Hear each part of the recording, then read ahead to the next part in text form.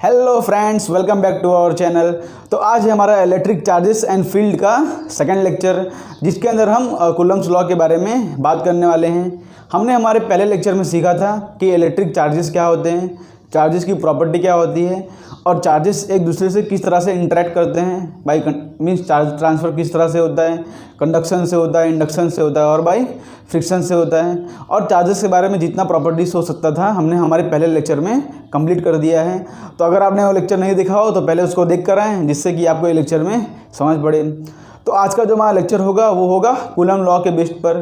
तो coulomb law की ज़रूरत क्या पड़ी, उसका डेरिवेशन, अलग से उसके वेक्टर फॉर्म में उसका रिप्रेजेंटेशन और उसके बेस पे अच्छे अच्छे क्वेश्चन हम आज इस पूरे लेक्चर में कर देते हैं। तो बिना देरी किए शुरू करते हैं अपना लेक्चर। तो शुरू करते हैं कूलम्ब लॉ के बारे में अंडरस्टैंडिंग लेना। तो यहाँ पर अपना पहला टॉपिक डाल देते हैं हम, कूलम्ब्स लॉ। ओके,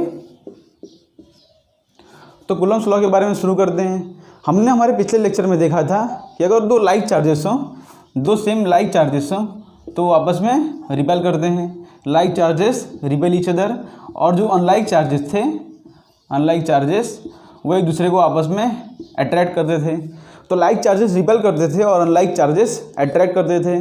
तो जो रिपल्सन और अट्रैक्शन है ये कुछ फोर्सेस में हो रहा है। मीन्स जो पॉजिटिव चार्ज जो एक दूसरे को रिपेल कर रहे हैं वो रिपल्सन कोई एक फोर्स में हो रहा है। मीन्स कुछ फोर्स से वो दोनों एक दूसरे को रिपेल कर रहे हैं। उसी तरह से ये फोर्स से एक दूसरे को अट्रैक्ट कर रहे हैं। तो वही फोर्स को फाइंड करने के लिए एक साइंटिस्ट था, उनका नाम था कूलम्ब। बहुत ही ग्रेट साइंटिस्ट थे। उन्होंने 1789 में एक्सपेरिमेंट किया। तो काफ़ी एक्सपेरिमेंट से उन्होंने फाइंड किया कि अगर दो चार्जेस है यहाँ पर, सपोज यहाँ पर एक चार्जेस है Q और यहाँ पर दूसरा चार्ज है Q, तो इनके बीच में जो इंटरेक्शन होता है, क्या फाइंड किया उन्होंने, interaction between the charges, interaction between the charges. Okay, interaction between the charges उन्होंने समझना चाहा।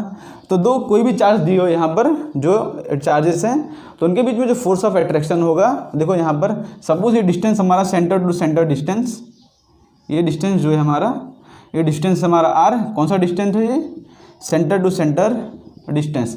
सेंटर टू सेंटर डिस्टेंस अगर हमारा r है तो फोर्सेस जो दो बीच में लग रहा था वो फोर्सेस था इन्वर्स स्क्वायर लॉ को फॉलो कर रहा था। फोर्सेस वॉज इन्वर्सली स्क्वायर्ड, मतलब जो फोर्सेस है वो डिस्टेंस के साथ डिक्रीज कर रहा था, लेकिन वो किस तरह से डिक्रीज कर रहा था, इन्वर्स स्क्वायर लॉ।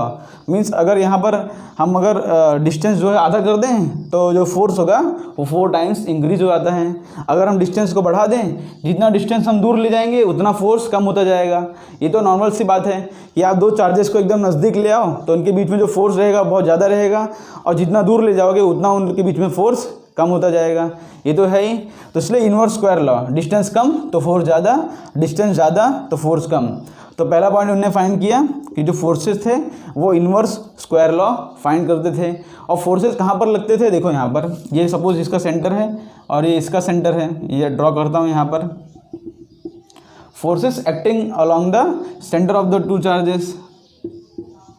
देखो यहाँ पर दो फोर्सेस लग रहे हैं इस तरह से, ठीक है, दो सेम चार्जेस हैं। तो यहाँ पर जो इस चार्ज और ये चार्ज पे जो फोर्स है वो इक्वल लगेगा। और फोर्स कहाँ पर लगेगा, between the centre of the line joining centre of the two charges. देखो यहाँ पर point, the forces acts along line joining centre of two charges. जो फोर्स एक्ट हो रहा था वो दोनों के सेंटर के अलॉन्ग एक्ट कर रहा था। अगर ये चार्ज को अलग भी ले ले तो भी कोई फर्क नहीं पड़ता, जो फोर्स एक्ट करेगा वो सेंटर ऑफ द चार्जेस के अलॉन्ग ही एक्ट करेगा। मीन्स यहाँ पर अपोजिट डायरेक्शन में फोर्स एक्ट करेगा। ये जो फोर्स है कोई भी डायरेक्शन में एक्ट कर सकता था, इस डायरेक्शन में, इस डायरेक्शन में, बट कूलम्ब लॉ के हिसाब से जो फोर्स होगा वो line joining along the centre of the charge पर रिएक्ट करेगा। जैसे हमने ग्रेविटेशन चैप्टर में सीखा था कि जो फोर्सेस होते हैं वो आपस में अलॉन्ग द सेंटर एक्ट करते हैं, उसी हिसाब से ये भी along the line joining centre of the two charges पर ऐड करेगा। और ये फोर्सेस के मैग्नीट्यूड होंगे। सपोज ये फोर्स को कोई मार्किंग करें, देखो फोर्स को लिखते हैं force on one due to two, force on first charge due to the second charge यहाँ पर लिखता हूँ, और यहाँ पर लिखता हूँ force on second charge due to one charge. इसको रीड कैसे करना है? अगर F12 लिखा हो तो किस तरह से रीड करना है? Force on first charge due to other due to second charge. और F21 लिखा हो तो force on second charge due to first charge. इस तरह से इसको ऐड करना है। तो इसका जो मैग्नीट्यूड आता है फोर्स का, ये और ये फोर्स, ये दोनों इक्वल इन मैग्नीट्यूड होते हैं। ठीक है, ये बात याद रखना है कि अगर दो चार्जेस दिए हैं यहाँ पर, भले वो कोई भी Q1 और Q2 उसका कोई भी वैल्यू हो, बट उन दोनों के बीच में जो फोर्स लगेगा, ये फोर्स ऑफ अट्रैक्शन या फोर्स ऑफ रिपल्सन, जो भी फोर्स हो, वो फोर्स का जो मैग्नीट्यूड होगा वो इक्वल होगा। तो कूलम लॉ ने बताया कि फोर्स का जो मैग्नीट्यूड है वो इक्वल है। इसको मैग्नीट्यूड से इस तरह डिफाइन किया जाता है मॉड्यूलस के अंदर। तो F12 is equal to F21। ये भले कोई भी चार्जेस हो, बट उन बीच में जो फोर्स लगेगा उसका मैग्नीट्यूड जो रहेगा इक्वल रहेगा, बट उनको डायरेक्शन है वो अपोजिट है। देखो ये फोर्स इस तरफ लग रहा है और ये फोर्स यहाँ पर इस तरह से लग रहा है, तो उनका जो डायरेक्शन है वो अपोजिट होगा। तो यहाँ पर हम इस तरह से लिख सकते हैं कि F12 will be opposite of F21। Means अगर F12 इस डायरेक्शन में लग रहा है तो यहाँ पर नेगेटिव क्या दिखाता है? उसका अपोजिट डायरेक्शन। तो इसके एग्जैक्टली अपोजिट डायरेक्शन में फोर्स F21 लगेगा। तो कूलम लॉ ने क्या बताया? इंटरेक्शन बिटवीन द चार्जेस, कि चार्ज किस तरह से इंटरेक्ट कर रहे हैं, उनके बीच में जो अट्रैक्टिव और रिपल्सिव फोर्सेस हैं उसका मैग्नीट्यूड क्या है। उन्होंने उसका क्वांटिटेटिव एनालिसिस निकालना चाहा। क्वांटिटेटिव एनालिसिस मीन्स उसका मैग्नीट्यूड क्या है, उसका डायरेक्शन क्या है। तो यहाँ पर जो फोर्स ऐड कर रहे हैं वो line joining along the centre of the charges है, और जो फोर्स का मैग्नीट्यूड है वो तो इक्वल है, और फोर्स का जो डायरेक्शन है वो अपोजिट है। और उन्होंने क्या बताया न्यूटन ने, और उन्होंने क्या बताया कूलम्स ने, कि इनके बीच में जो डिस्टेंस है, सपोज हम दो चार्जेस के बीच में डिस्टेंस R रखते हैं, सपोज हम दो चार्जेस के बीच में डिस्टेंस अगर R रखें, तो जो फोर्स है वो डिस्टेंस के साथ डिक्रीज हो रहा है। जैसे हम डिस्टेंस बढ़ा रहे हैं वैसे जो फोर्स है वो कम होता जा रहा है। तो किस तरह से डिपेंड कर रहा है? वो force is directly proportional to inverse, देखो यहाँ पर रेडियस के इन्वर्सली प्रोपोर्शनल है, स्क्वायर ऑफ द रेडियस या square of the distance between the two charges. इसको रीड किस तरह करोगे? इसको रीड इस तरह करोगे, force is inversely proportional, inversely okay proportional to square of the distance between center of two charges। जो डिस्टेंस होगा वो सेंटर से मेजर करना है, ये भी याद रखना है। और जो फोर्स है वो inversely proportional to the square of the distance है। ये इसका पहला पॉइंट था। पहला पॉइंट ये याद रखो और दूसरा पॉइंट इसको याद रख लो। और थर्ड पॉइंट यहाँ पर लिखते हैं हम, फोर्स जो है inversely proportional to square of the distance है। ये तो याद रख लिया। मीन्स अगर मैं डिस्टेंस को आधा कर दूँ, अगर मैं डिस्टेंस को आधा कर दिया तो फोर्स क्या हो जाएगा? फोर्स 4 टाइम इंक्रीज हो जाएगा। देखो यहाँ पर देखते हैं किस तरह से, यहाँ पर इसको रफ कर देता हूँ मैं। यहाँ पर अभी जो पॉइंट लिखा रहा हूँ उसको नोट कर देता हूँ, बिकॉज इंपॉर्टेंट पॉइंट्स हैं। हमने ये पर लिख लिया, और देखो यहाँ पर हमने क्या लिखा है कि force is inversely proportional to the square of the distance between the centre of the charges.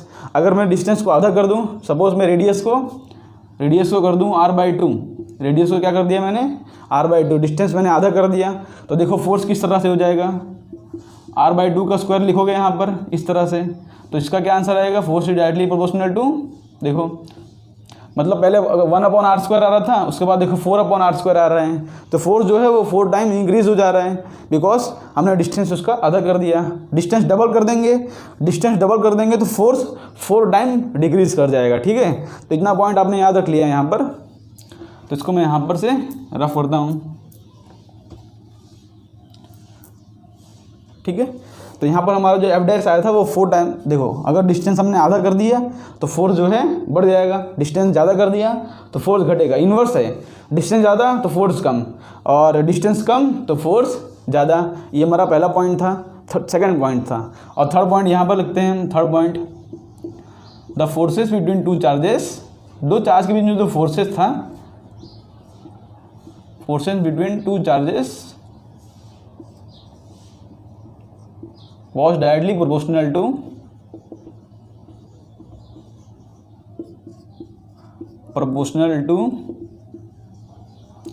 Product of charges. ठीक है, उन दोनों चार्जेस के बीच जो फोर्सेस लग रहा था वो डायरेक्टली प्रोपोर्शनल था प्रोडक्ट ऑफ द चार्जेस। इस तरह से हम लिख सकते हैं, force is directly proportional to the product of the charges. Q1 Q2 था, उसका प्रोडक्ट के डायरेक्टली प्रोपोर्शनल था फोर्स। ये किसने फाइंड किया था? एक कूलम ने हमको लॉ बताया है कि जो फोर्स है वो directly proportional to the product of the charges है, और फोर्स जो है inversely proportional to the square of the distance between their centre of the gravity. तो ये सबको मिला के हम साथ में क्या लिख सकते हैं? यहाँ पर देखो, यहाँ पर हमने 2 पॉइंट, इसको आपने नोट कर लिया कि फोर्स का मैग्नीट्यूड इक्वल होगा और डायरेक्शन अपोजिट होगा। तो यहाँ पर इन दोनों को मिला के हम क्या लिख सकते हैं? यहाँ पर डायरेक्टली ऐसा लिख सकते हैं कि force is directly proportional to the product of the charges and inversely proportional to the square of the distance between their centre of the gravity. तो फोर्स का मैग्नीट्यूड क्या आ गया? Force is directly proportional to product of the charges and inversely proportional to square of the distance. इसका मतलब क्या हुआ कि अगर हम चार्ज यहाँ पर बढ़ा देंगे, सपोज यहाँ पर हमने Q की जगह 2Q कर दिया और यहाँ पर Q2 की जगह 2Q2 कर दिया, हमने चार्ज बढ़ा दिया, तो चार्ज देखो डायरेक्टली प्रोपोर्शनल आ रहा है, तो फोर्स जो है बढ़ेगा। इसको आप कॉमनली भी अंडरस्टैंड कर सकते हो कि अगर यहाँ पर बड़े बड़े चार्ज हो, सपोज यहाँ पर बड़े बड़े पॉजिटिव चार्ज हो, यहाँ पर बड़े बड़े नेगेटिव चार्ज हो या पॉजिटिव चार्ज हो, तो फोर्स ऑफ अट्रैक्शन या रिपल्सन जो होगा वो बढ़ जाएगा। जैसे यहाँ पर मैंने बड़े चार्ज ले लिया है, यहाँ पर चार्ज की मैग्नीट्यूड बढ़ा दिया, ये अंदर बहुत सारे चार्ज डाल दिए मैंने, तो इनके बीच में जो फोर्स ऑफ अट्रैक्शन होगा या रिपल्सन होगा वो बहुत ज़्यादा हो जाएगा। तो चार्ज को अगर हम बढ़ाएंगे तो फोर्स तो इंक्रीज होगा, बट अगर डिस्टेंस बढ़ाएंगे तो फोर्स डिक्रीज होगा। तो ये है हमारा कूलम्स लॉ। कूलम्स लॉ का मैग्नीट्यूड है एक्चुअली ये, लेकिन तो भी अब लिख लो, यही है हमारा कूलम्स लॉ। ठीक है, ये प्रोपोर्शनलिटी कांस्टेंट को निकालने के लिए हम लिखते हैं यहाँ पर एक मिनट पहले इसके बेस पे हम कुछ क्वेश्चन कर लेते हैं, उसके बाद हम प्रोपोर्शनलिटी कांस्टेंट के बारे में देखेंगे। तो यहाँ पर देखो, हमारा फोर्स का फॉर्मूला क्या है? यहाँ पर फोर्स का फॉर्मूला है Q1 Q2 अपॉन R²। ये फॉर्मूला हमने पढ़ा। देखो एक क्वेश्चन लो, यहाँ पर सिंपल सा क्वेश्चन क्या है कि सपोज यहाँ पर 2 चार्जेस हैं Q एंड Q, ठीक है, इनके बीच में जो डिस्टेंस है वो R है और इनके ऊपर जो फोर्स लग रहा है वो F लग रहा है। सपोज मैंने यहाँ पर क्या किया, मैंने यहाँ पर फोर्स कर दिया 2Q और यहाँ पर भी कर दिया मैंने 2Q, और बीच में डिस्टेंस जो है सेंटर टू सेंटर वो तो अभी भी R है, डिस्टेंस जो है सेंटर टू सेंटर अभी भी R ही है। ओके, तो यहाँ पर जो दूसरा फोर्स लगेगा F' उसको आपको फाइंड करना है यहाँ पर। ठीक है, F' क्या है उसको आपको फाइंड करना है। अगर इसके ऊपर F लग रहा है तो F' को F के टर्म में फाइंड करना है। तो इसको किस तरह से करेंगे हम? पहले यहाँ पे ऑप्शन लिख लेता हूँ, आप ट्राई कर लो एक बार। यहाँ पर 4 टाइम्स ऑफ F हो जाएगा, दूसरा ऑप्शन हो जाएगा F/4, तीसरा ऑप्शन हो जाएगा यहाँ पर 2F और फोर्थ ऑप्शन हो जाएगा यहाँ पे 9F। ओके, यहाँ पर ऑप्शन है, इसको एक बार ट्राई कर लो यहाँ पर कि अगर हमने चार्जेस को डबल कर दिया तो फोर्स किस तरह से इंक्रीज हो जाएगा। देखो यहाँ पर हमारे पास फॉर्मूला क्या है? F equal to F is directly proportional to Q1 Q2 upon R²। ये हमारा पहला वाला हो गया। हमको फाइंड करना है F' को F के टर्म में फाइंड करना है यहाँ पर। तो F' क्या लिखेंगे हम? F' इक्वल टू, यहाँ पर कितना चार्ज है 2Q और यहाँ पर कितना चार्ज है 2Q। ठीक है, ओके, यहाँ पर Q ही है दोनों तरफ, तो Q ही लिखेंगे यहाँ पर, Q चार्ज है तो। और यहाँ पर अपॉन डिस्टेंस क्या हो जाएगा? डिस्टेंस यहाँ पर R है तो यहाँ पर R²। तो इसको किस तरह से लिख सकते हैं हम? इसको लिख सकते हैं 4 times of Q upon R², या इसको ऐसे लिख सकते हैं, देखो Q अपॉन R² जो है Q1 Q2 अपॉन R² क्या है? F के इक्वल है, तो इसको हम डायरेक्टली इक्वल टू लिख सकते हैं 4 टाइम्स ऑफ F। फॉर्मूला से भी हमने निकाल लिया कि जो फोर्स होगा वो 4 टाइम्स ऑफ F हो जाएगा। इसको आप डायरेक्टली भी अंडरस्टैंड कर सकते हो। यहाँ पर फोर्स डबल कर दिया, यहाँ पर चार्ज डबल कर दिया, तो टोटल देखो फोर्स कितना टाइम इंक्रीज हो जाएगा? 4 टाइम्स। चार्ज डबल करने पे दोनों चार्ज डबल कर दिया तो फोर्स इंक्रीज हो गया 4 टाइम। ओके, यहाँ पर इसको रफ करके एक और क्वेश्चन करते हैं। यहाँ पर देखिए, यहाँ पे सिंपल सा क्वेश्चन जो है आपकी स्क्रीन पर आ चुका है। क्वेश्चन में क्या लिखा है? Each of the 2 point charges are doubled and the distance is halved, force of attraction become n times where n is. Question में क्या पूछा है? सिंपल सा, सपोज यहाँ पर 2 चार्जेस थे पहले हमने पहले दो चार्जेस लिया यहाँ पर Q और Q, इनके बीच में जो डिस्टेंस था सपोज हम इसको R ले लेते हैं एग्जाम्पल, ओके, और इसका जो फोर्स लग रहा था सपोज इसको हम F ले लेते हैं, ठीक है। और यहाँ पर क्या बोल रहा है कि each of the 2 point charges are doubled. अगर मैंने Q को डबल कर दिया, each of the 2 point charges are doubled, मैंने इसको कर दिया डबल्ड। और क्या बोला है, and the distance is half, और डिस्टेंस जो है उन दोनों के बीच में क्या कर दिया है, हाफ कर दिया है, ठीक है। तो डिस्टेंस हम क्या कर देते हैं यहाँ पर r/2, डिस्टेंस जो है सेंटर तक का है, ये तो याद रखना है आपको, बनाओ या ना बनाओ लेकिन आपको हमेशा याद रखना है कि जो डिस्टेंस रहेगा वो सेंटर तक का रहेगा, ठीक है। तो उन दोनों के बीच में जो डिस्टेंस है वो r/2 कर दिया, और जो चार्जेस है उसको डबल कर दिया। तब पूछ रहे हैं इसका जो फोर्स है जो F' है वो n टाइम्स ऑफ F है, n टाइम्स ऑफ F है। तो n की वैल्यू क्या है उसको आपको फाइंड करना है। तो हम देखो F की वैल्यू लिखते हैं यहाँ पर, F क्या हो जाएगा यहाँ पर, F हो जाएगा F हो जाएगा यहाँ पर directly proportional to Q² upon ये जो डिस्टेंस है r² हो जाएगा, बिकॉज Q और Q तो सेम ही है, तो Q² अपॉन r² यहाँ पर लिख लिया हमने। और यहाँ पर क्या लिखेंगे हम, यहाँ पर लिखेंगे F' is directly proportional to 2Q into 2Q upon r/2 का होल स्क्वायर। इनके बीच में डिस्टेंस जो है वो r/2 है, तो हमने r/2 का होल स्क्वायर लिखा। तो इसको हम कैसे लिखेंगे यहाँ पर 4Q² अपॉन r²/4, इसका आंसर आ रहा है 16Q² अपॉन r²। और Q² अपॉन r² की वैल्यू क्या है F, तो यहाँ पर हमारा आंसर क्या आ रहा है 16 टाइम्स ऑफ F। तो F' की वैल्यू क्या है यहाँ पर, F' की value I 16 times of F। तो n की वैल्यू क्या हो गई यहाँ पर 16। सिंपल सा क्वेश्चन है। देखो इसको हम डायरेक्टली लॉजिकली भी करना शुरू करते हैं। देखो लॉजिकली किस तरह से करेंगे, देखो अगर हमने दोनों चार्ज को डबल कर दिया तो फोर्स कितना टाइम हो जाएगा 4 टाइम्स। लॉजिकली कर रहा हूँ, ठीक है, आंसर फॉर्मूला से तो आ ही जाएगा, लेकिन आप समझ सकते हो कि दोनों चार्ज को डबल किया तो फोर्स कितना हो गया 4 टाइम्स। और डिस्टेंस को आधा कर दिया तो डिस्टेंस को कम करेंगे तो भी तो फोर्स बढ़ता है, तो डिस्टेंस को आधा कर दिया तो फोर्स फिर से इंक्रीज हो जाएगा 4 टाइम्स। तो 4 × 4 कितना हो जाएगा 16 टाइम्स। समझे, चार्जेस को डबल किया तो फोर्स हो गया 4 टाइम्स, डिस्टेंस को आधा कर दिया तो फोर्स हो गया और 4 टाइम्स इंक्रीज हो गया, तो 4 × 4 हो गया 16 टाइम्स। तो यहाँ पर हमारा जो n की वैल्यू आ गई वो आ गई 16। तो ये था सिंपल सा क्वेश्चन जो सिंपल सा कूलम्स लॉ के बेस पे था। अब आगे देखते हैं, इसको यहाँ से रफ कर देते हैं। हम थोड़ा यहाँ पर आगे देखते हैं, आगे क्या हमने देखा यहाँ पर कि फोर्स जो होता है वो directly proportional to force is directly proportional to Q1 Q2 upon r²। तो अगर ये प्रोपोर्शनलिटी कांस्टेंट हम निकालेंगे तो इसको हम कुछ इस तरह से लिखेंगे F is equal to K Q1 Q2 upon r²। ये हमने प्रोपोर्शनलिटी निकाल दिया और एक कांस्टेंट रख दिया K, जो K होगा K is a constant and it depends upon material, ठीक है। जो K होगा एक तरह का कांस्टेंट है और वो मटेरियल पर डिपेंड करता है। हमने क्या किया, प्रोपोर्शनलिटी कांस्टेंट निकाल के यहाँ पर K रख दिया। K जो है कांस्टेंट है और it depends upon the material. और जो K की वैल्यू होती है यहाँ पर, K की वैल्यू क्या होती है यहाँ पर होती है 9 × 10⁹। और उसका यहाँ पर जो यूनिट होगा, यूनिट हम निकाल सकते हैं यहाँ पर कि K की यूनिट क्या होगी, क्या हो जाएगा K इक्वल टू हो जाएगा F × r² अपॉन Q²। तो K का यूनिट क्या हो जाएगा यहाँ पर, K का यूनिट हो जाएगा यहाँ पर न्यूटन, F का न्यूटन होता है इंटू मीटर² अपॉन यहाँ पर ये Q है तो Q को हम A × T लिख सकते हैं यहाँ पर, या तो Q लिखो, चलो कूलम स्क्वायर लिख दो डायरेक्ट यहाँ पर। तो K का यूनिट क्या हो जाएगा न्यूटन मीटर² पर कूलम स्क्वायर। तो यहाँ पर K का यूनिट हो जाएगा न्यूटन मीटर² पर कूलम स्क्वायर। तो K की वैल्यू क्या आती है 9 × 10⁹ न्यूटन मीटर² पर कूलम स्क्वायर। दिस वैल्यू किसके लिए है, फॉर वैक्यूम। जो K की वैल्यू है डिपेंड करता है मटेरियल पर, कि कौन से मटेरियल मीडियम पर, ठीक है, मटेरियल मीडियम पर। तो कौन सा मीडियम है उस पर डिपेंड करेगा। तो उसके हिसाब से जो वैक्यूम होता है, और या तो उसको फ्री स्पेस भी बोल सकते हो आप, फ्री स्पेस, या उसको आप एयर भी बोल सकते हो। तो वैक्यूम हो, फ्री स्पेस हो या एयर हो, उसके अंदर K की जो वैल्यू आती है वो 9 × 10⁹ होती है। वैक्यूम के लिए फ्री स्पेस की वैल्यू, इसकी वैल्यू क्या आती है 9 × 10⁹। अलग अलग मटेरियल के लिए, अलग अलग मटेरियल मीडियम के लिए K की वैल्यू जो है वेरी करती रहेगी यहाँ पर।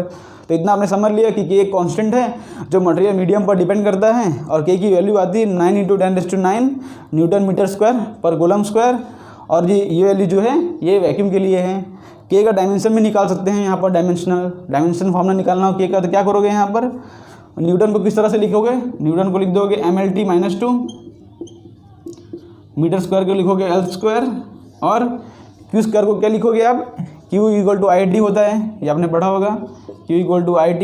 तो A × D लिख सकते हैं, करंट का एम्पियर इंटू टाइम का होल स्क्वायर। तो इसका यूनिट क्या आ रहा है, देखो इसका यूनिट हो जाएगा mL3 T यहाँ पे है -2 और -2 हो जाएगा -4 और A हो जाएगा -2।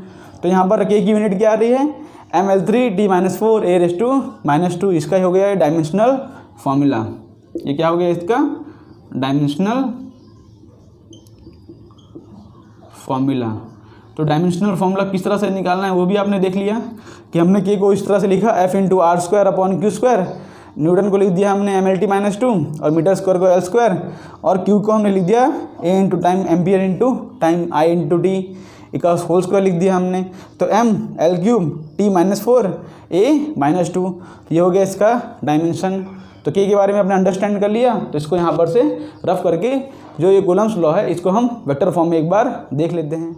इसको यहाँ अब हम देख लेते हैं कूलम्स लॉ को इन वेक्टर फॉर्म। यहाँ पर हमारा नेक्स्ट टॉपिक हो जाएगा Coulomb's law in vector form. Vector form का मीनिंग क्या होता है, जो कूलम लॉ है क्या दिखाता है, फोर्स दिखाता है, और फोर्स जो है ये वेक्टर क्वांटिटी होता है। वेक्टर क्वांटिटी क्यों होता है, बिकॉज फोर्स के पास होता है डायरेक्शन, ठीक है। तो फोर्स जो होता है वेक्टर क्वांटिटी होता है। तो वेक्टर क्वांटिटी के पास दो चीज़ होता है, एक तो होता है उसका मैग्नीट्यूड और एक तो होता है उसका डायरेक्शन। तो वेक्टर क्वांटिटी को इस तरह से रिप्रेजेंट किया जाता है। हमने फोर्स का मैग्नीट्यूड देख लिया कि फोर्स का मैग्नीट्यूड क्या होगा, K × Q1 Q2/R²। हमने फोर्स का मैग्नीट्यूड देख लिया कि K × Q1 Q2/R² होगा। अब इसको वेक्टर फॉर्म में किस तरह से रिप्रेजेंट करना है वो हम देखते हैं। वेक्टर मीन्स होता है कि डायरेक्शन दिखाएगा, और डायरेक्शन का मतलब क्या होता है, डायरेक्शन मतलब कि फोर्स अपोजिट डायरेक्शन में अट्रैक्टिव है या रिपल्सिव है, वही जानने के लिए हम उसको वेक्टर फॉर्म में रिप्रेजेंट करेंगे यहाँ पर।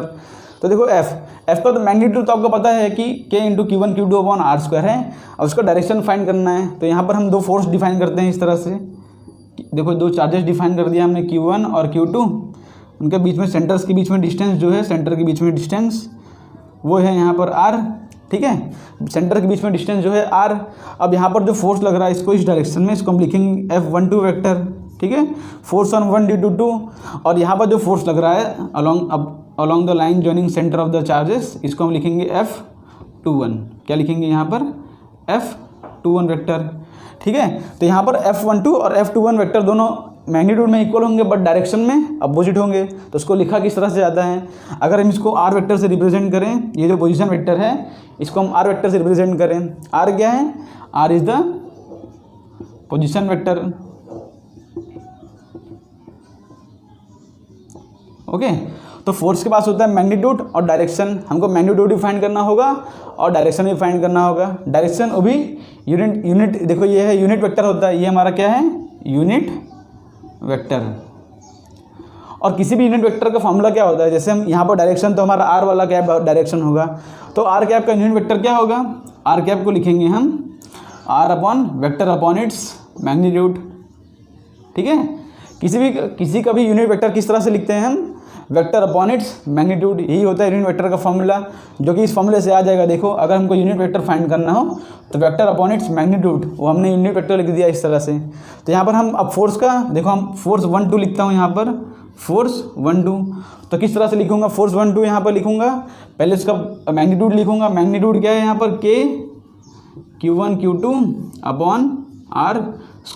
ये R² तो इसका मैग्नीट्यूड हो गया, ठीक है। यहाँ पर R इस तरह से लिखता हूँ, चलो R², ये यहाँ पे R इस तरह, बिकॉज हमने R यहाँ पे इस तरह लिखा है। तो K Q1 Q2/R² हमने लिख दिया यहाँ पर, ठीक है। अब इसका डायरेक्शन फाइंड करना है। तो डायरेक्शन क्या होगा, इस डायरेक्शन में यूनिट वेक्टर होगा R कैप। तो इसको हम इस तरह से लिखेंगे यहाँ पर इंटू R कैप। ओके, हमने क्या लिख दिया, फोर्स का मैग्नीट्यूड ये होगा और फोर्स का डायरेक्शन ये होगा। किसी वेक्टर के पास मैग्नीट्यूड होता है और डायरेक्शन होता है, तो फोर्स का मैग्नीट्यूड ये है और फोर्स किस डायरेक्शन में, इस डायरेक्शन में, फोर्स ऑन 1 ड्यू टू 2, ठीक है, इस डायरेक्शन में उसका फोर्स लग रहा है, तो इसका हमने यूनिट वेक्टर लिख दिया आर कैप। अब आर कैप क्या होगा यहाँ पर, देखो आर कैप इस तरह से लिखेंगे हम, के Q1 Q2 upon are square तो यहाँ पर है ही, इंटू आर कैप को हम क्या लिख सकते हैं, vector R upon its magnitude. हमने आर कैप को क्या लिख दिया, vector of R upon its magnitude. तो इसको फाइनली हम किस तरह से लिख सकते हैं, देखो ये भी मैग्नीट्यूड का स्क्वायर है और ये भी मैग्नीट्यूड है। मैग्नीट्यूड को आप ऐसे लिखो या ऐसे लिखो, दोनों मैग्नीट्यूड ही कहते हैं। तो ये भी मैग्नीट्यूड है, ये भी मैग्नीट्यूड है, तो दोनों को नीचे एक साथ में लिख लेते हैं। तो के Q1 Q2 अपॉन यहाँ पर नीचे हो जाएगा आर क्यूब और ऊपर हो जाएगा इंटू आर वेक्टर। तो हमने यहाँ पर लिख दिया, ठीक है। तो फोर्स ऑन 1 ड्यू टू 2 क्या हो जाएगा, फोर्स ऑन 1 ड्यू टू 2 हो जाएगा के Q1 Q2 upon R cube into R vector. तो हमारा फोर्स ऑन 1 ड्यू टू 2 हो गया। Force on 2 due to 2, force on 2 due to 1 लिखना होगा तो हम जो आर वेक्टर होगा इस डायरेक्शन में लेंगे, तो इस डायरेक्शन में आर वेक्टर दूसरा आएगा तो वहाँ पर हम लिख देंगे। तो ये आर वेक्टर क्या दिखा रहा है, डायरेक्शन, कि फोर्स किस डायरेक्शन में लग रहा है, फोर्स अट्रैक्टिव होगा या रिपल्सिव, वो तो हम डायरेक्टली फाइंड कर लेंगे कि अगर दो लाइक चार्जेस होंगे तो फोर्स जो होगा वो लाइक चार्जेस में रिपल्सिव फोर्स होगा और अनलाइक चार्जेस में फोर्स होगा अट्रैक्टिव। तो अगर क्वेश्चन में दिया, अगर क्वेश्चन में मीन्स साइन दिया है पॉजिटिव नेगेटिव साइन, तो आपको वेक्टर फॉर्म में यूज़ करना है इसको। और अगर क्वेश्चन में साइन नहीं दिया है तो आप डायरेक्टली इसका मैग्नीट्यूड लिख के उसका आंसर निकाल देना। बट क्वेश्चन में ऐसा दिया हो रिपल्सिव फोर्स है, अट्रैक्टिव फोर्स है, तो आपको उसका डायरेक्शन कंसीडर करना है। डायरेक्शन मीन्स ये पॉजिटिव होगा, दोनों पॉजिटिव होंगे, दोनों सेम साइन के होंगे तो रिपल्सिव होगा, और दोनों अपोजिट साइन के होंगे तो अट्रैक्टिव होगा। तो डायरेक्शन तब कंसीडर करना है जब आपको ऑप्शन में दिया हो, नहीं तो जनरली आपको सिर्फ उसका मैग्नीट्यूड वहाँ पे रखना है। बिकॉज डायरेक्शन तो हम खुद ही फाइंड कर सकते हैं कि अगर दो लाइक चार्जेस दिए होंगे तो अट्रैक्टिव रिपल्सिव होगा और दो अनलाइक चार्जेस दिए होंगे तो अट्रैक्टिव होगा। तो यहाँ पर इसको रफ करके इसके बेस पे एक दो क्वेश्चन कर लेते हैं, फिर आगे बढ़ते हैं। देखो यहाँ पर क्वेश्चन आपके स्क्रीन पर आ चुका है। क्वेश्चन आप पॉज करके एक बार ट्राई कर लो, उसके बाद इसका सॉल्यूशन देखना। तो हम इसको करना शुरू करते हैं। क्वेश्चन क्या लिखा है, a force acting between two opposite charges of equal magnitude is F. तो जो चार्जेस हैं उसके इक्वल मैग्नीट्यूड हैं और उन दोनों के बीच में जो फोर्स लग रहा है, force acting between two opposite charges, okay. तो अगर यहाँ पे प्लस क्यू चार्ज होगा तो यहाँ पे माइनस क्यू चार्ज होगा। तो force acting between two opposite charges of equal magnitude इस एफ। दो चार्जेस के बीच में फोर्स लग रहा है, इक्वल मैग्नीट्यूड का है, वो फोर्स क्या है उसको हम बोल रहे हैं F. If 25% charges are transferred from one to another the force acting between them will be. ठीक है, क्या बोल रहा है क्वेश्चन में कि 25% of the charges are transferred from one to another. तो 25% जो चार्ज था वो क्या कर दिया, एक चार्ज से दूसरे चार्ज में यहाँ पर ट्रांसफ़र कर दिया है यहाँ पर इस तरह से। तो अब उनके बीच में जो फोर्स लग रहा है वो कुछ एफ डैश है। तो एफ डैश की वैल्यू क्या होगी वही हमको यहाँ पर फाइंड करना है। देखिए यहाँ पर दो चार्जेस हैं, यहाँ पर प्लस क्यू और माइनस क्यू। तो हम क्या करते हैं यहाँ पर 25% of the charge, 25% of the charge क्या होगा, जैसे सपोज यहाँ पर प्लस क्यू है तो प्लस क्यू का 25% क्या होगा, क्यू बाई 4। क्यू बाई 4 क्या होगा उसका, देखो क्यू इंटू 25/100 ये होता है 25%। तो ये हो जाएगा क्यू बाई 4। तो हमने क्यू बाई 4 चार्ज हमने क्या किया यहाँ पर, क्यू बाई 4 चार्ज यहाँ से यहाँ पर ट्रांसफ़र कर दिया। तो उसकी वैल्यू क्या हो जाएगी, यहाँ पर क्या हो जाएगा, क्यू माइनस क्यू बाई 4 हो जाएगा। बिकॉज यहाँ पर क्यू जो चार्ज है यहाँ से निकल चुका है। तो यहाँ पर जो नेट चार्ज आएगा यहाँ पर वो हो जाएगा 3Q बाई 4। इसको अच्छे से लिखता हूँ मैं यहाँ पर 3Q बाई 4। ओके, तो यहाँ पर जो चार्ज आ गया वो क्या आ गया, 3Q बाई 4। और जो नेगेटिव चार्ज है उसके पास कितना चार्ज हो जाएगा, उसके पास पहले था माइनस क्यू चार्ज और उसको जो है Q बाई 4 चार्ज मिल गया है। उसको Q बाई 4 चार्ज मिल जाएगा तो क्या हो जाएगा हमारा चार्ज यहाँ पर हो जाएगा माइनस क्यू हो जाएगा माइनस 3Q बाई 4। यहाँ पर जो चार्ज हो जाएगा कितना हो जाएगा, माइनस 3Q बाई 4। तो हमारा जो नेक्स्ट अब आएगा, देखो पहले इसके बीच में फोर्स F था, जो F की वैल्यू थी वो थी के Q1 के Q, देखो ये Q था प्लस Q, ये माइनस Q था, तो हो जाएगा अपॉन हो जाएगा R। सपोज इसके बीच में डिस्टेंस R लें तो हो जाएगा R स्क्वायर। अब यहाँ पर F डैश लिखने की कोशिश करते हैं हम। एफ डैश क्या हो जाएगा हमारा के, Q1 क्या है हमारा 3Q/4, Q स्मॉल q आएगा 3Q/4, और हमारा दूसरा क्या है, दूसरा चार्ज क्या है -3Q/4। हमारा डिस्टेंस बीच में क्या है, डिस्टेंस क्या है दोनों के बीच में r² ही है, अभी भी डिस्टेंस तो r ही रहेगा। ठीक है, तो हमारा अब हमारा एफ डैश की वैल्यू क्या आ जाएगी यहाँ पर, एफ डैश की वैल्यू आ गई यहाँ पर देखो 9/16 हो जाएगा। तो 9/16 के Q²/r², तो के Q²/r² की वैल्यू जो है एफ की इक्वल है, तो एफ डैश क्या आ गई 9/16 टाइम्स ऑफ एफ। तो जो वैल्यू आ गई हमारा आंसर जो हो जाएगा वो हो जाएगा 9/16। यहाँ पर समझे है हमने क्या किया कि एक चार्ज में से Q/4 चार्ज दूसरे चार्ज में ट्रांसफ़र कर दिया है, और उसका हमारा जो वैल्यू आया उसका क्या हो गया 3Q/4 था, तो यहाँ पर हो जाएगा -3Q/4। किस तरह से, यहाँ पर Q था तो Q/4 निकल गया तो बचा 3Q/4, और यहाँ पर -Q था तो उसको Q/4 मिल गया, तो यहाँ पर हो गया -3Q/4। तो हमने फिर उसका एफ डैश फाइंड कर लिया, तो एफ डैश क्या गया 9/16 टाइम्स ऑफ एफ। तो यहाँ पर फोर्स जो है डिक्रीज हो गया, बिकॉज हमने फोर्स यहाँ से ट्रांसफ़र कर दिया। देखो एफ का 9/16 है, तो ये फ्रैक्शन जो है डिक्रीज हो गया। ठीक है, तो हमने यहाँ पर समझ लिया है क्वेश्चन, तो इसको रफ करके हम करते हैं अपना नेक्स्ट क्वेश्चन। यहाँ पर देखो हमारे सामने दूसरा क्वेश्चन आ चुका है। क्वेश्चन में क्या बोला है, a certain charge Q is divided into 2 parts Qn - Q। देखो Qn Q - Q, एक Q चार्ज था उसको 2 पार्ट में डिवाइड कर दिया, एक चार्ज का दे दिया Q और एक चार्ज को बोल दिया Q - Q। Q को 2 पार्ट में डिवाइड कर दिया, दोनों को ऐड करेंगे तो वापस Q आ जाएगा। ठीक है, how the charge Q and Q must be related so that the when Q and Q - Q is placed at a certain distance apart experience the maximum electrostatic repulsion. ठीक है, 2 charges हैं यहाँ पर। देखो यहाँ पर हमने एक चार्ज ड्रॉ कर दिया यहाँ पर Q, और एक चार्ज ड्रॉ कर दिया यहाँ पर Q - Q। ये 2 चार्ज थे, हमने Q को 2 चार्ज में डिवाइड किया। बोला है कि इन दोनों इसको किस तरह से रखें कि इनके बीच में जो फोर्स आए वो मैक्सिमम इलेक्ट्रोस्टैटिक रिपल्सन दे। यहाँ पर सपोज इसका डिस्टेंस r है, कोई भी डिस्टेंस पर रखते हैं r, ये जो r रहेगा वो फिक्स्ड डिस्टेंस है। इसके बीच में जो फोर्स लग रहा है ये फोर्स, ये रिपल्सन होगा तो पता है, लेकिन ये F should be maximum, X should be maximum. तो मैक्सिमम के लिए क्या कंडीशन होती है, हमने कभी भी सीखा है कि अगर किसी भी चीज़ का हमको मैक्सिमम फाइंड करना हो, जैसे एग्जांपल लेता हूँ, अगर y जो है अगर फंक्शन ऑफ x है, y जो है अगर फंक्शन ऑफ x है, मीन्स सपोज y = x², इस तरह से कोई फंक्शन ऑफ x हो, तो अगर हमको उसका मैक्सिमम वैल्यू फाइंड करना हो तो हम क्या करते हैं यहाँ पर, तो dy/dx = हम क्या करते हैं 0, बिकॉज अगर स्लोप 0 हो जाएगा, जहाँ पर स्लोप 0 होता है वही मैक्सिमम वैल्यू होती है। जैसे कोई कर्व हो, स्लोप 0 मतलब क्या होगा, उसका tan थीटा जो है = 0 हो जाएगा, तो वही उसकी होती है मैक्सिमम वैल्यू। तो हमको किसी भी पॉइंट का अगर हमको मैक्सिमम फाइंड करना हो, जैसे यहाँ पर फोर्स मैक्सिमम फाइंड करना हो, तो पहले देखेंगे कि फोर्स किस पर डिपेंड कर रहा है, उसके बाद उसी को हम 0 कर देंगे। यहाँ पर देखो हमने यहाँ पर ले लिया r, तो यहाँ पर हम क्या करते हैं, यहाँ पर देखो इस तरह से करेंगे हम, तो यहाँ पर हम f लिखते हैं, f हो जाएगा k, Q हो जाएगा यहाँ पर, और यहाँ पर क्या हो जाएगा Q - Q हो जाएगा, और डिस्टेंस जो है वो हो जाएगा r²। ठीक है, ये r तो फिक्स है यहाँ पर, और जो कैपिटल चार्ज Q है वो फिक्स है। बस यहाँ पर ये किस तरह से इसको डिवाइड करें, किस तरह से इसको डिवाइड करें कि इनके बीच में जो इलेक्ट्रोस्टैटिक रिपल्सन है वो मैक्सिमम हो जाए। तो हम क्या करते हैं, इसको अलग अलग लिख देते हैं, इसको इस तरह से K × Q / r² minus K × Q² / r²। देखो यहाँ पर K तो कांस्टेंट है, वो तो कांस्टेंट है, और Q जो है ये तुमको दिया था वो भी चेंज नहीं होगा, R जो है डिस्टेंस वो फिक्स्ड है।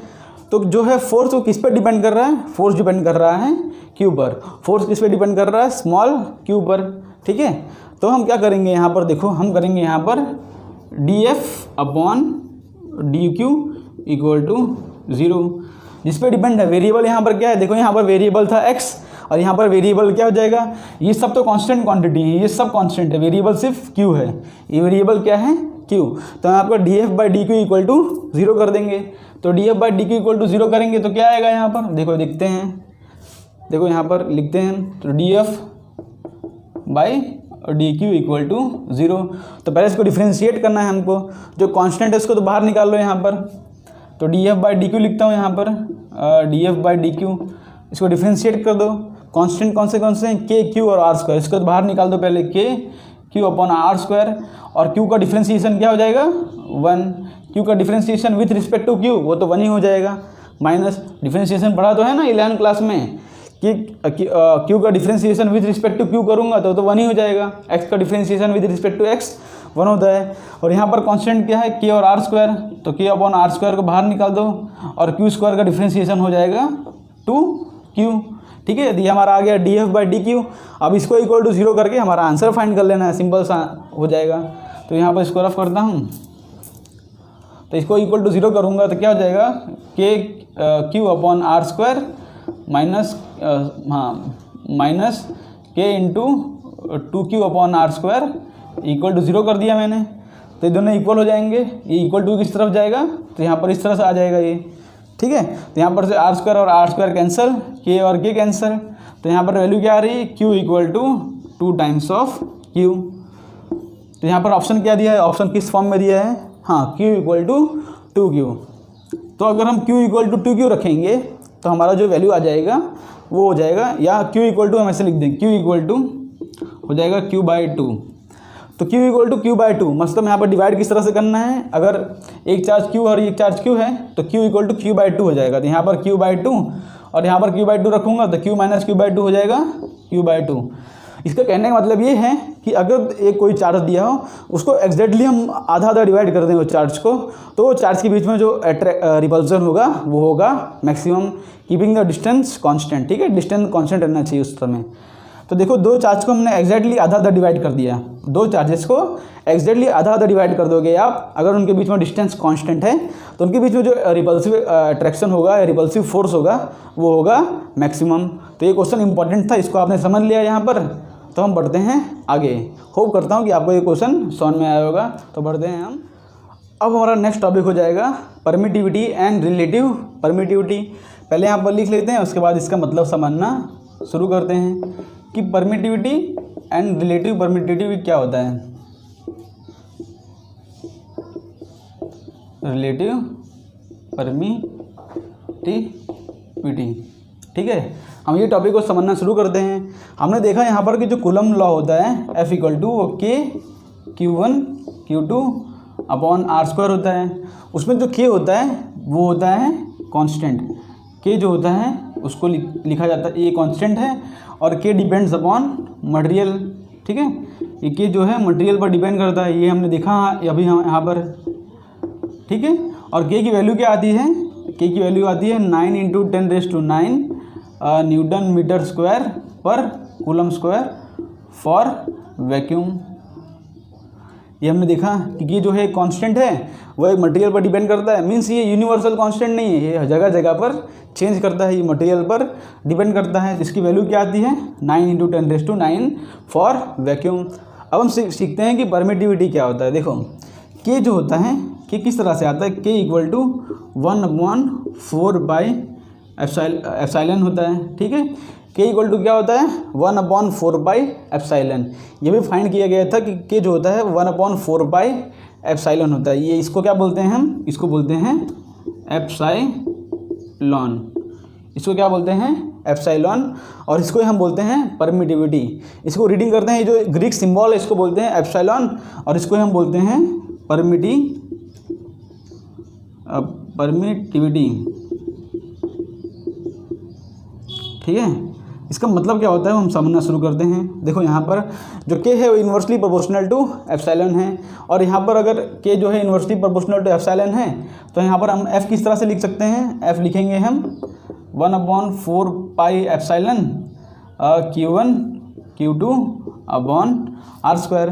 तो फोर्स जो है इन्वर्सली प्रोपोर्शनल टू एप्सिलॉन है। फोर्स क्या है, force is inversely proportional to, या इसको इससे लिख देंगे एप्सिलॉन है, ठीक है। इस तरह से force inversely proportional to epsilon है। इसका मतलब क्या है कि अगर फोर्स ज़्यादा होगा, या उल्टा लिखें हम यहाँ पर, अगर एप्सिलॉन की वैल्यू ज़्यादा होगी तो फोर्स का वैल्यू कम होगा, अगर एप्सिलॉन की वैल्यू कम होगी तो फोर्स की वैल्यू ज़्यादा होगा। तो क्या है, किस तरह से हम इसको समझते हैं, पहले हम परमिटिविटी का डेफिनेशन लिखते हैं। परमिटिविटी को इस तरह से समझ सकते हो, एक्चुअली ये तो समझोगे आप इलेक्ट्रोमैग्नेटिज्म चैप्टर में, वो इलेक्ट्रोमैग्नेटिक वेव्स आएगा तब आप समझोगे जब मैक्सवेल लॉ पढ़ोगे, मैक्सवेल का लॉ पढ़ोगे। लेकिन अभी हम इसको समझ लेते हैं कि परमिटिविटी का डेफिनेशन क्या होता है। सिर्फ आप उसके पॉइंट को नोट करो। हाउ वेल लिखते हैं यहाँ पर, how well the medium allows its own field to reduce the interaction field of charges। तो डेफिनेशन में मैंने क्या लिख दिया, इसको रीडिंग करो। परमिटिविटी का डेफिनेशन क्या होता है, how well the medium allows its own field, ठीक है, how well the medium allows its own field to reduce the interaction field of the charges. इसका मतलब क्या होता है परमिटिविटी का, एक्चुअली परमिटिविटी मीन्स परमिट करता है कुछ, लेकिन परमिट क्या करता है वहाँ पर, how well the medium allow us, यहाँ पर लिख दो परमिट, ठीक है, यहाँ पर लिख दो परमिट। परमिट और अलाउ का मीनिंग सेम होता है। तो how well the medium permits its own field to reduce the interaction field of the charges. इसका मतलब क्या होता है देखते हैं यहाँ पर, इसको यहाँ से रफ कर दो। इसका मतलब होता है कि जो मीडियम है, जब जो एप्सिलॉन होता है ये मीडियम पर डिपेंड करता है, ये तो हमको पता है, लेकिन मीडियम पर डिपेंड करता है। उसका मतलब क्या हुआ कि वो मीडियम कितनी अपनी फील्ड को, देखो वो मीडियम अपने फील्ड को कितना परमिट कर रहा है दो चार्जेस के बीच में इंटरैक्शन को डिक्रीज करने के लिए। जैसे दो चार्जेस के बीच में कुछ इंटरैक्शन है, सपोज यहाँ पर फोर्स F लग रहा है, यहाँ पर फोर्स F लग रहा है, तो कोई मीडियम होगा वहाँ पर, वो अपनी फील्ड को क्या करेगा, परमिट करेगा, अपनी फील्ड को परमिट करेगा कि इन दोनों जन की फील्ड को जाके कम कर दो। मतलब जितने वो मीडियम की फील्ड रहेगी, जैसे कि एग्जांपल समझते हैं, यहाँ पर एक बॉक्स है, उसके पहले से उसके अंदर कोई पार्टिकल्स है, कोई मीडियम के पार्टिकल्स हैं। तो अगर मीडियम का पार्टिकल जितना ज़्यादा होगा उतना कम ये फोर्स लगेगा, बिकॉज अगर हम फोर्स के बीच में भी कोई पार्टिकल्स होते हैं, तो पहली बात अगर मीडियम में खुद का पार्टिकल ज़्यादा होगा तो फोर्स अपने जो फोर्स के बीच में जो पार्टिकल्स है वो पार्टिकल कहाँ जाएंगे, उनके ज़्यादा आने की वहाँ पर जगह नहीं रहेगी।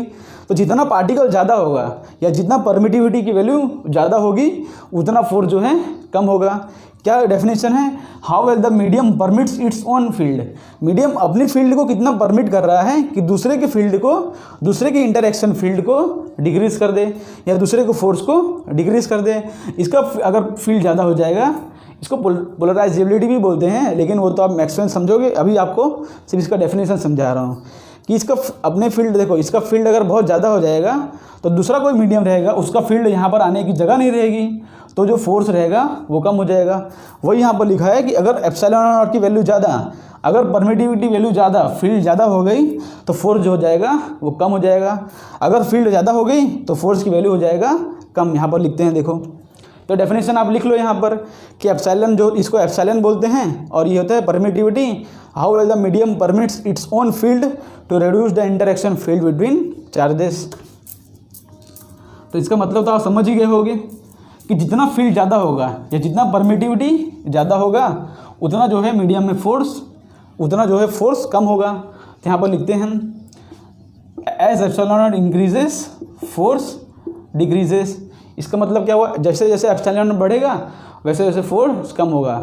इसका मतलब होना चाहिए मीडियम में जितने कम पार्टिकल्स होंगे, देखो अगर ज़्यादा पार्टिकल्स होंगे तो फोर्स तो कम लगेगा, तो मीडियम में जितने कम पार्टिकल्स होंगे उतना अच्छा है फोर्स के लिए, बिकॉज उसको कोई डिस्टर्ब करने वाला पार्टिकल नहीं रहेगा।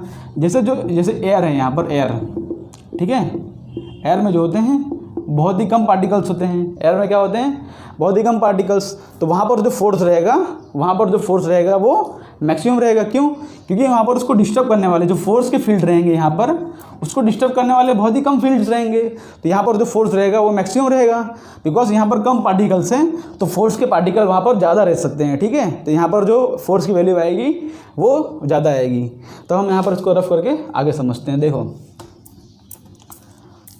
तो सबसे कम पार्टिकल्स किस में होते हैं, सबसे कम पार्टिकल्स होते हैं एयर में, एयर या वैक्यूम में, ठीक है। सबसे कम पार्टिकल्स किस में होते हैं, एयर या वैक्यूम में, या इसको आप फ्री स्पेस बोल दो,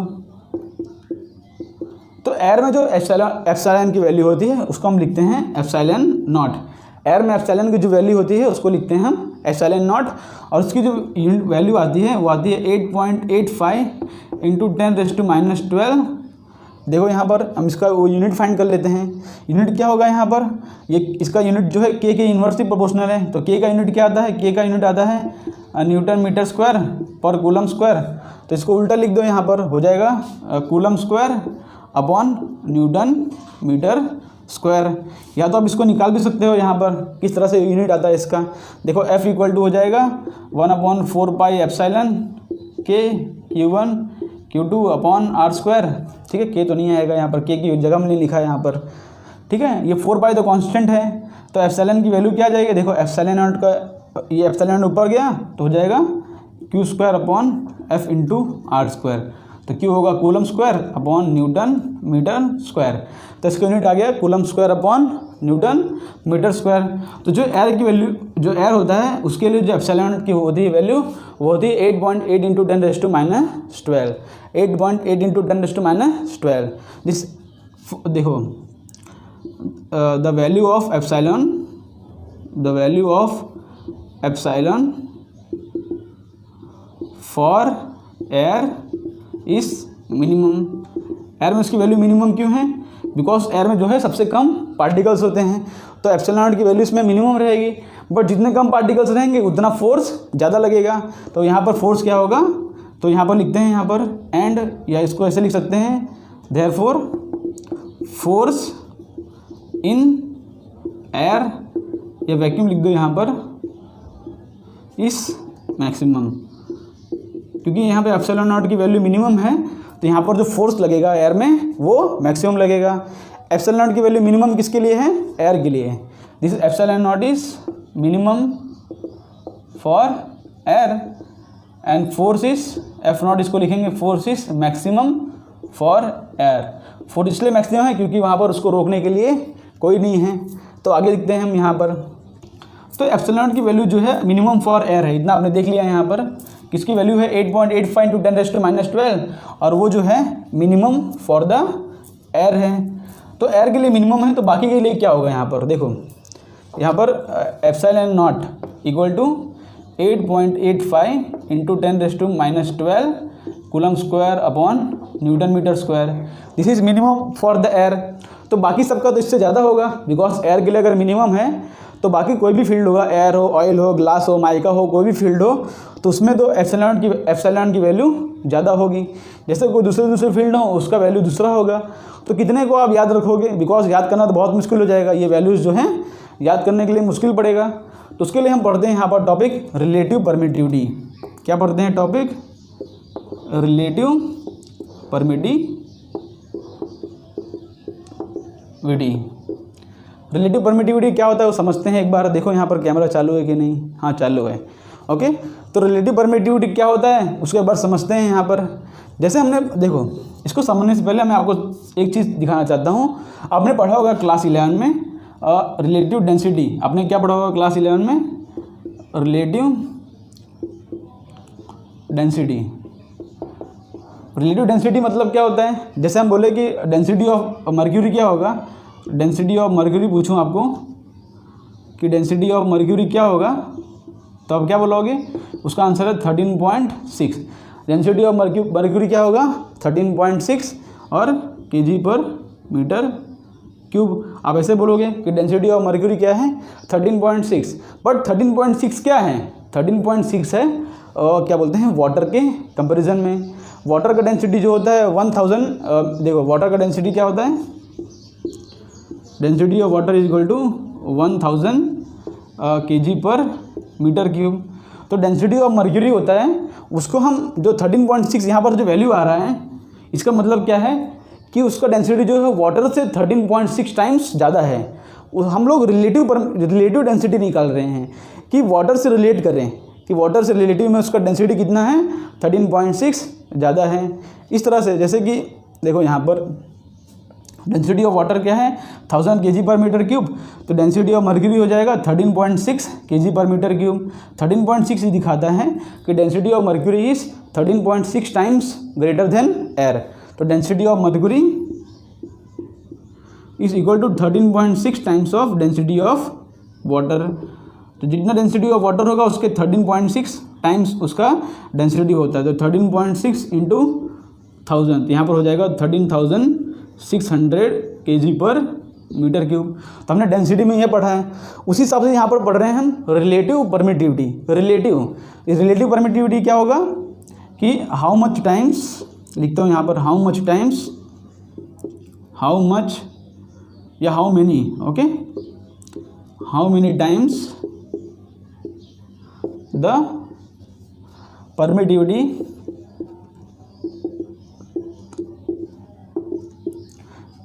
इज ग्रेटर देन एयर से कितना टाइम्स उसकी परमिटिविटी ज़्यादा होगी उसी को हम बोलते हैं रिलेटिव परमिटिविटी। क्या बोलते हैं उसको? Relative permittivity. तो रिलेटिव परमिटिविटी को किस तरह से डिफाइन करते हैं? ई आर क्या है? Relative permittivity. ये तो हमको पता है कि इसका तो मिनिमम है, जो एयर के लिए है, ये वैक्यूम के लिए है, ये तो मिनिमम है, तो बाकी सबको तो इससे ज़्यादा आने वाला है। तो कितना टाइम, इससे कितना टाइम ज़्यादा है उसी को कहते हैं रिलेटिव परमिटिविटी। तो रिलेटिव परमिटिविटी क्या होगा कि density of any medium divide by density of air या वैक्यूम बोल दो आप। देखो अभी डेंसिटी, देखो यहाँ पर डेंसिटी ऑफ मर्क्यूरी है 13,600। अगर मैं इसको डेंसिटी ऑफ वाटर से डिवाइड कर दूँ तो इसका आंसर जो आ जाएगा 13.6। तो 13.6 क्या दिखा रहा है कि वो कितने टाइम ज़्यादा है एयर से। उसी तरह से हमको अगर रिलेटिव परमिटिविटी फाइंड करना हो, रिलेटिव परमिटिविटी, तो किसी भी मीडियम का जो ये है एप्सिलॉन नॉट, उसको एयर से डिवाइड कर दो तो वही हो जाएगा हमारा रिलेटिव परमिटिविटी। तो इसको हम कैसे लिख सकते हैं? यहाँ पर देखो, इसको हम फर्दर लिखेंगे तो density of any medium equal to relative permittivity into density of air या वैक्यूम।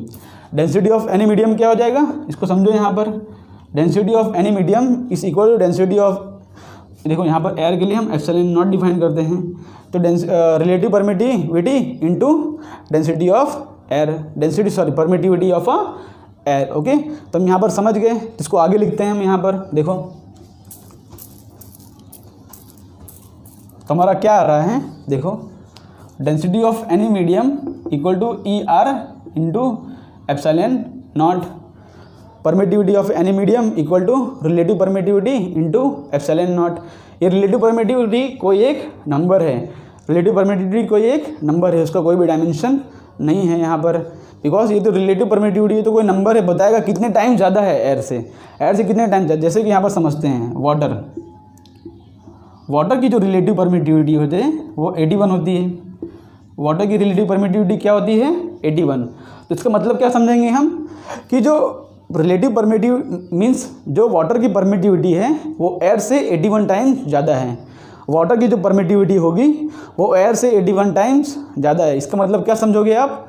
यहाँ पर लिखेंगे density of any medium is equal to, देखो डेंसिटी ऑफ वाटर लिखेंगे यहाँ पर, मीडियम कोई भी हो गया, यहाँ पर वाटर है तो वाटर की डेंसिटी क्या होगी? 81 times density of permittivity of air.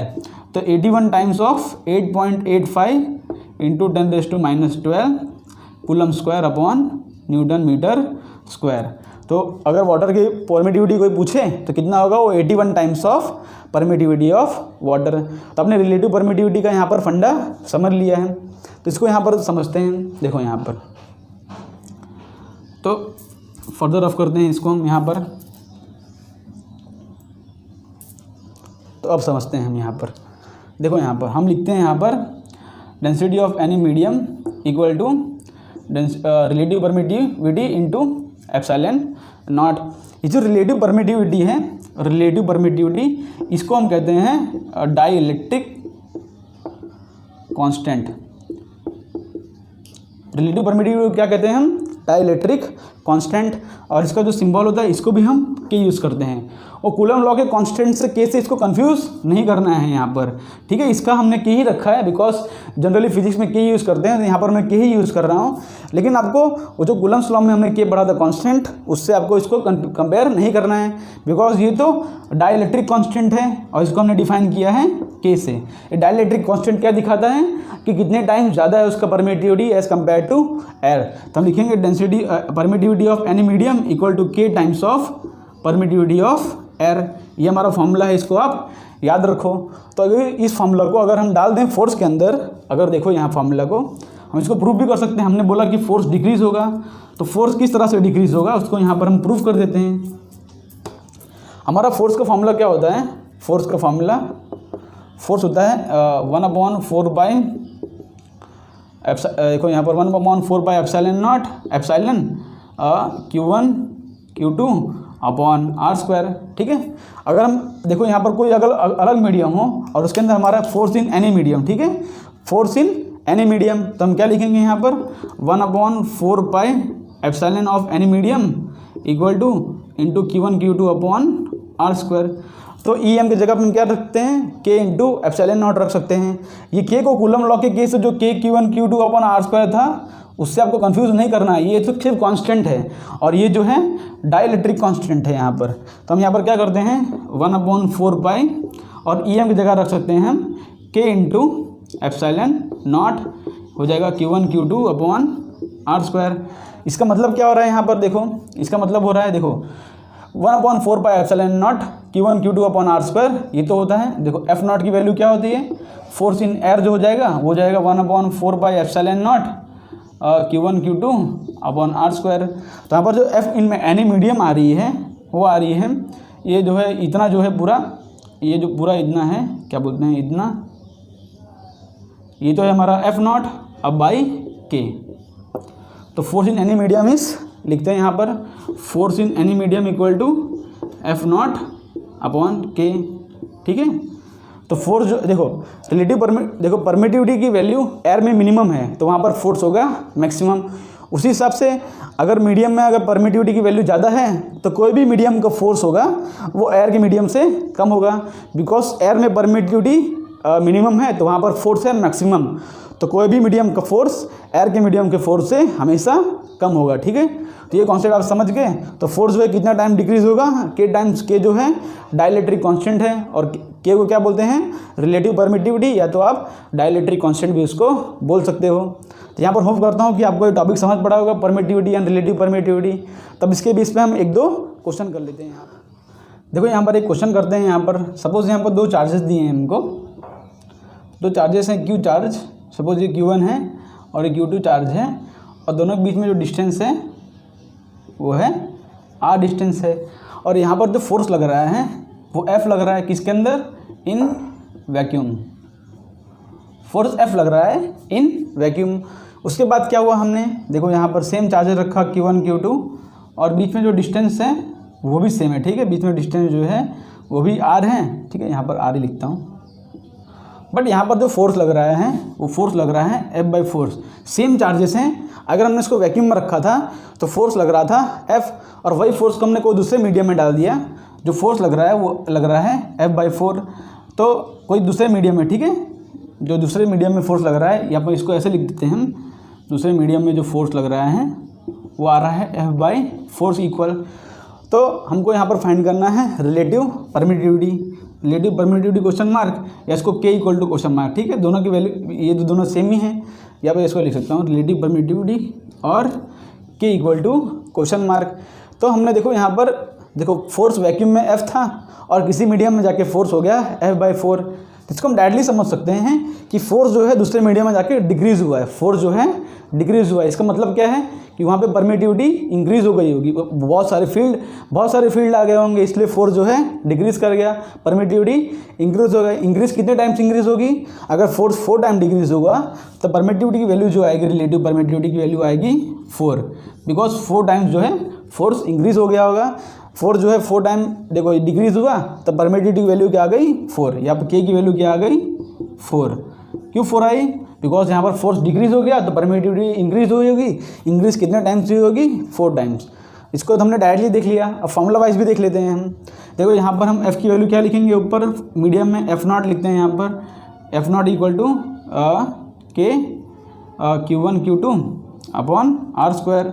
और यहाँ पर दूसरे मीडियम का फोर्स क्या लिखेंगे हम? यहाँ पर दूसरे मीडियम का फोर्स लिखेंगे हम, यहाँ पर K की जगह लिखते हैं हम 1/4 एप्सिलॉन नॉट, ठीक है। और यहाँ पर क्या लिखेंगे 1/4 को दूसरा मीडियम, ठीक है, इंटू Q1 Q2 क्या है हमारा सेम है और चार्जेस क्या है हमारा सेम है। तो हमको फाइंड करना है कि मीडियम में जो है परमिटिविटी कितने टाइम्स आ रही है हमारा पहले मीडियम के कंपैरिजन में। तो मैंने बोल दिया K = 4 टाइम्स मीन्स यहाँ पर क्या हो जाएगा relative permittivity 4 times epsilon not. जितना यहाँ पर रिलेटिव, जितना यहाँ पर तो परमिटिविटी उसके 4 टाइम्स हो जाएगी यहाँ पर परमिटिविटी। उसी हिसाब से यहाँ पर देखते हैं हम दोनों का रेशियो लेंगे। देखो 4 से 4 cancel, Q1 Q2 cancel, R² cancel. तो यहाँ पर क्या आ रहा है देखो, हम यहाँ पर ऐसे लिखते हैं F0/F any medium equal to क्या आ रहा है यहाँ पर एप्सिलॉन नॉट m। देखो m जो है ऊपर चला जाएगा और ये नीचे आ जाएगा, तो epsilon not m upon epsilon not. तो F0/Fm, Fm की वैल्यू क्या दी है हमको F/4 या F0/4।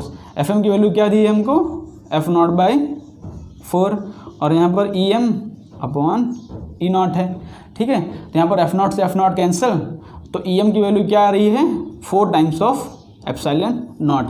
मीन्स यहाँ पर जितनी परमिटिविटी होगी उसकी 4 टाइम्स यहाँ पर परमिटिविटी हो गई, इसलिए जो फोर्स है वो 4 टाइम्स डिक्रीज कर गया। इसको आप डायरेक्टली फॉर्मूला से भी समझ सकते हो। इसको रफ करके हम करते हैं अपना सेकंड क्वेश्चन। देखो यहाँ पर क्वेश्चन आ चुका है आपके स्क्रीन पर। क्वेश्चन में क्या दिया है, the force between 2 point charges placed in vacuum is 18 Newton. 2 point charges हैं, ठीक है, उनके बीच में जो फोर्स लग रहा है, सपोज ये Q1 है या Q2 है, okay 2 point charges Q1 Q2, इनके बीच में जो फोर्स लग रहा है वो है F, यहाँ पर ऐसा दिया है, और F की वैल्यू क्या है 18 न्यूटन इन वैक्यूम, ठीक है, ये है वैक्यूम का केस। और दूसरा केस क्या दिया है, if a glass plate of thickness 1 mm and dielectric constant 6। क्या बोल दिया है, if a glass plate of thickness 1 mm and dielectric constant 6 is kept between the charges, then the force between them would be। यहाँ पर क्या किया है, यहाँ पर दूसरा मीडियम ले लिया, यहाँ पर कौन सा मीडियम ले लिया, ग्लास का। तो ग्लास का लेने के बाद फोर्स कितना हो जाएगा वही हमको पूछा है यहाँ पर, ठीक है। ग्लास की थिकनेस दी है, बट थिकनेस से हमको क्या काम है, हमको तो देखना है कि वो मीडियम बदल गया, और यहाँ पर जो फोर्स है वो फोर्स इन एनी मीडियम क्या आएगा वही हमको फाइंड करना है यहाँ पर।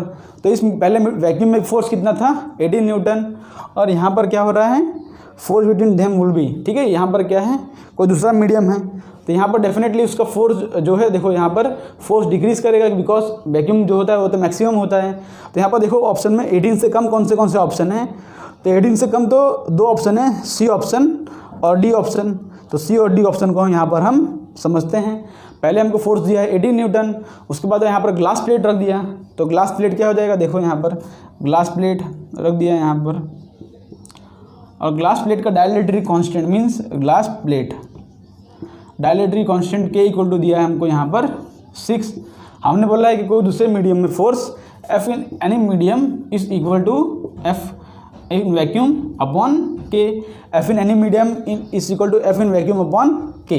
तो अगर यहाँ पर कोई मीडियम देखो, तो ये वैक्यूम का फोर्स कितना है 18 न्यूटन, और यहाँ पर K की वैल्यू कितना दी है 6 दी है, K की वैल्यू कितना दी है 6।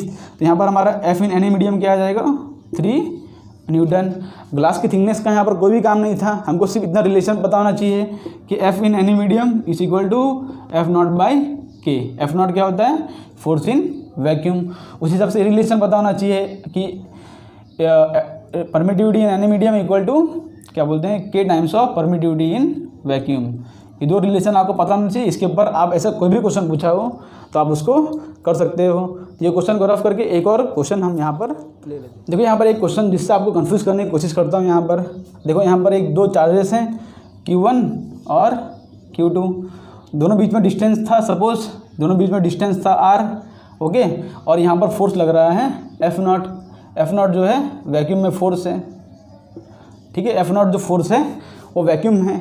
अब यहाँ पर समझते हैं, हमने यहाँ पर सेम चार्जेस रखा Q1 और यहाँ पर रख दिया Q2, और इनके बीच में जो डिस्टेंस है उसको मैंने हाफ कर दिया, ठीक है। बीच में डिस्टेंस मैंने क्या कर दिया हाफ कर दिया यहाँ पर, ये हो गया R/2।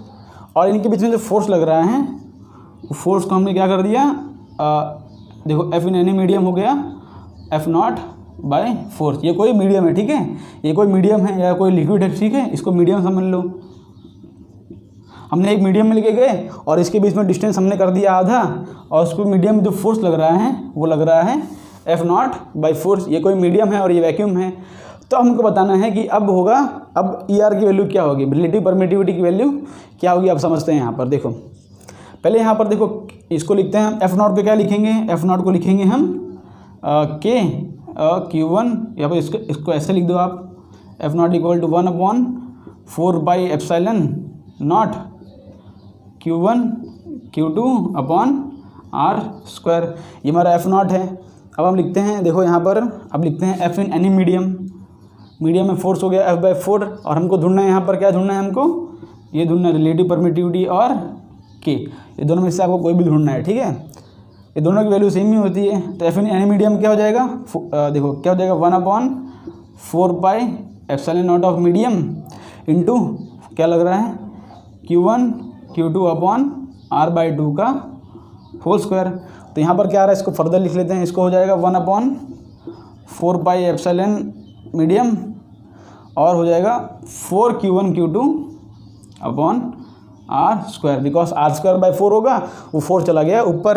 अब इस दोनों को हम डिवाइड कर देते हैं। दोनों को डिवाइड करेंगे तो क्या होगा, देखो हो जाएगा F0/FM इक्वल टू, डिवाइड करेंगे तो ये तो कैंसिल हो जाएगा, 1/4π Q1 Q2 कैंसिल हो जाएगा यहाँ पर, और ये E0 है, EM है, ऊपर आ जाएगा तो EM/E0। और क्या बचेगा ऊपर, यहाँ पर बचेगा EM जो है ऊपर है, तो यहाँ पर 4 भी है और यहाँ पर भी 4 है। ये 4 से 4 कैंसिल, और वहाँ पर वो फोर्स बचेगा। देखो यहाँ पर ये फोर्स तो बचेगा, EM जो है ऊपर चला गया, और यहाँ पर हो जाएगा 4।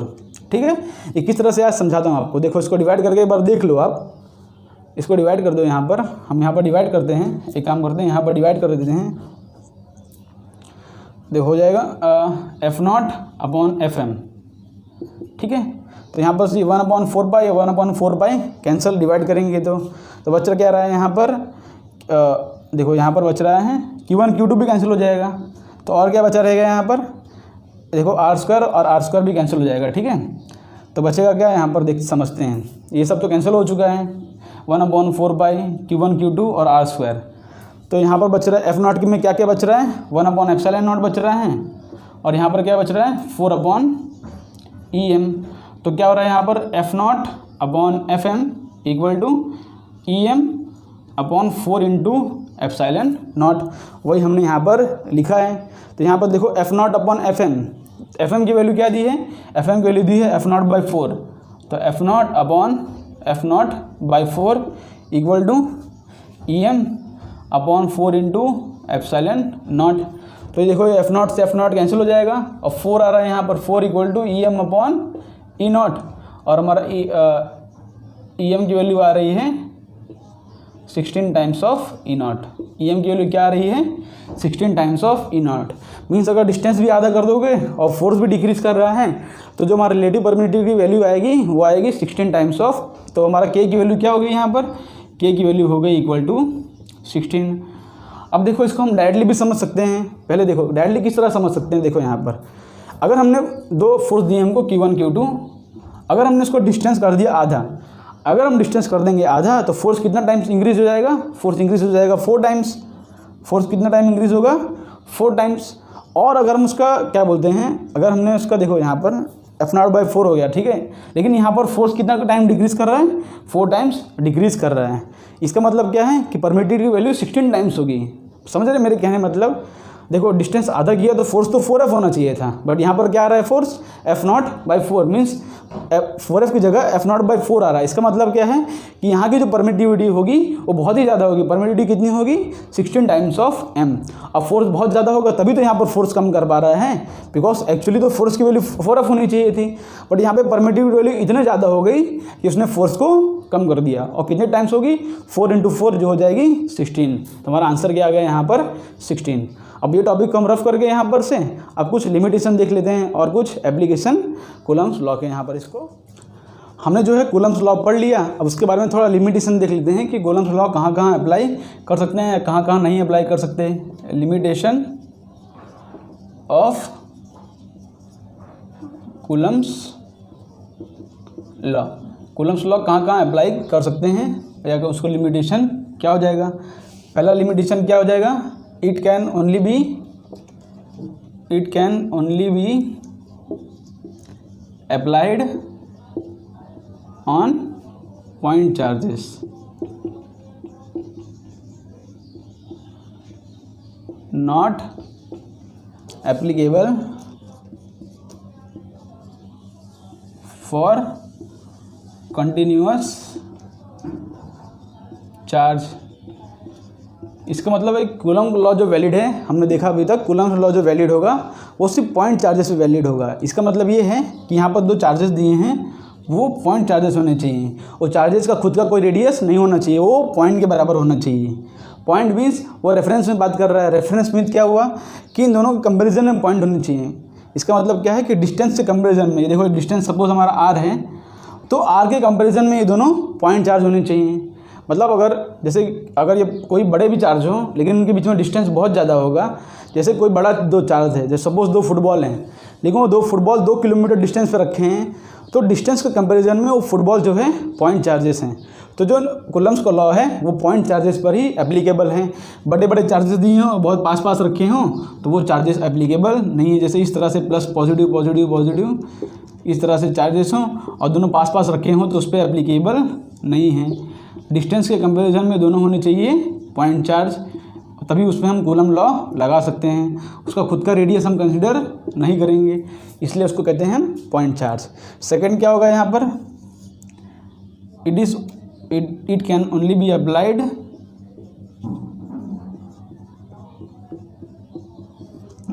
When charges are